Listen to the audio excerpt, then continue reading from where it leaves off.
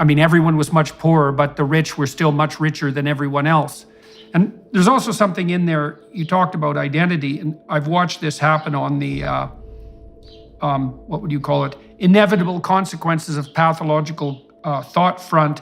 So the leftists who were pushing for equality of outcome insisted that if there were differences in socioeconomic outcome that you could identify by group, then that was a priori evidence of systemic oppression, let's say. But they fell astray of a certain peculiarity with regards to group identity, which is that group identity is actually infinitely fragmentable. And so out of the initial identity political theorists, you got the intersectionalists who made the case that, well, you were oppressed, let's say if you were Latino, and you were oppressed if you were female, but the joint interaction between Latino and female made you even more especially oppressed, and then you could add gay to that or whatever other. And what you see happening on multiple fronts in consequence is that the litany of potential ethnic groups increases, the number of them, and then the number of interactions increases, and that increases exponentially as you add more identity categories. And what that essentially means is that the problem of computing equity starts to become technically impossible, because every single person's identity is so complex on the intersectional front that there isn't even a hypothetical way of deciding whether any given socioeconomic outcome is equitable. And so when I walked through that, I thought, well, Western culture had actually solved that problem several thousand years ago by pointing out that the appropriate level of analysis is the individual, because the individual has a unique identity that is in some sense a consequence of all their multiplicitous group identities, but singularly, what would you say, singularly representative of each individual. And so then you let individuals compete and cooperate in a fair market, and that's the best possible way of moving towards the right balance between equity and wealth.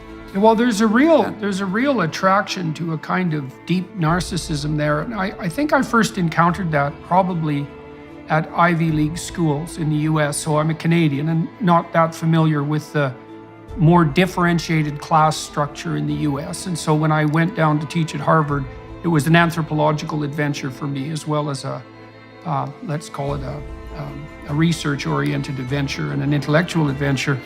And I didn't understand as much as I do now what dynamic the Ivy League schools played in the US in terms of ensuring upward mobility. And I knew at Harvard, I believe it was when I was there in the 90s, the estimate was that 40% of Harvard undergraduates would be billionaires by the age of 40. And that was 30 years ago. And so that was quite a substantial amount of money then. And the whole point is that if you got into an Ivy League school, as soon as you got in, you were basically a member of the 1%. Now, you might have been a junior member, but you were definitely a member.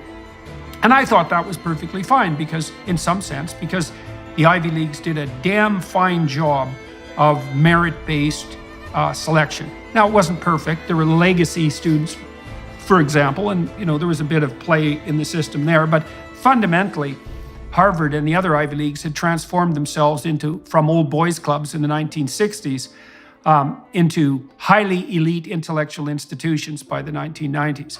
But then what I saw too, and this was so interesting, was that being junior members of the 1%, with almost certain hallmark of long-term success as a consequence of Ivy League admission, wasn't enough for many students and their idiot professors.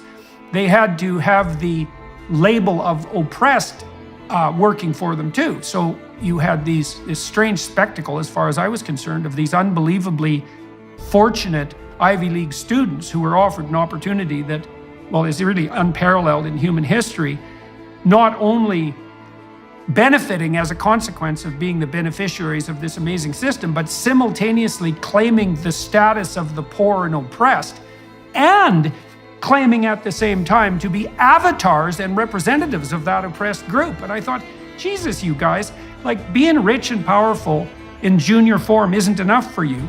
You have to have all the virtues of the rich and all the privileges and opportunities, and you have to have all the virtues of the poor and oppressed at the same time. It's like that just seems to me to be a bit much, and you see that reflected in the people that you're describing, who have this unbelievable wealth and opportunity, and who yet put themselves forward as, canonical victims of an oppressive system.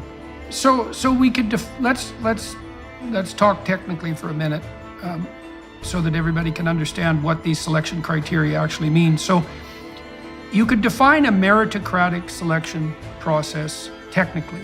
Say, imagine you have an outcome. So you need an outcome first, which might be job performance or net lifetime productivity, something like that. And you can very much argue about what the outcome variable should be, but it's generally associated with something like economic productivity. And having made that measure, so that might be income, it might be number of people you employ in your lifetime, might be number of businesses that you generate, might be number of creative enterprises that you engage in. There's a variety of different measures of, say, lifetime productive and creative output. And then you could say that you use a meritocratic selection process if you use a statistical procedure that has been linked to that outcome measure. And so you might say, for example, are there things we can measure that predict lifetime creative or productive capacity? And the answer is, well, yes, we actually know what they are. So one of them is general cognitive ability, which is often assessed with IQ tests or SATs or MCATs or GREs, standardized tests. And the other is personality, with a secondary, what would you say, contributor of interest. And so people who are productive have high general cognitive ability, which can be assessed quite rapidly. They tend to be conscientious, which is a personality trait, and that makes them good managers and administrators, or they tend to be high in openness, and that makes them creative entrepreneurs.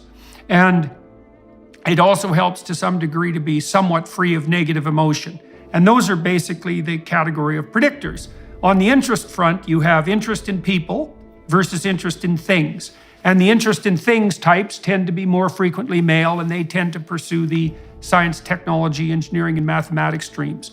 And so we actually know how to select people on the basis of merit.